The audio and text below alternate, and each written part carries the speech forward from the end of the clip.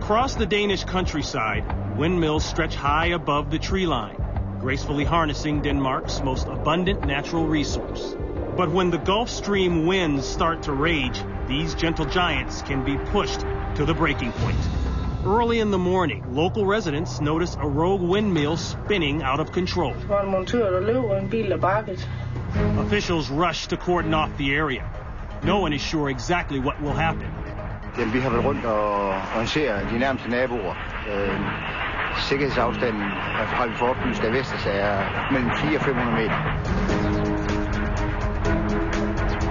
Then suddenly, without warning,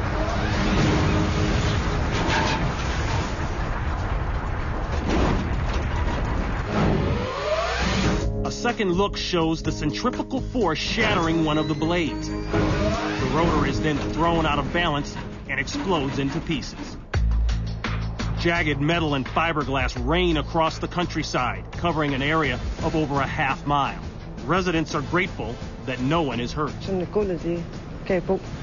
Og da han så kiggede ud af vinduet, så kunne han så se dele fra vindmøllen kom flyvende hen over taget.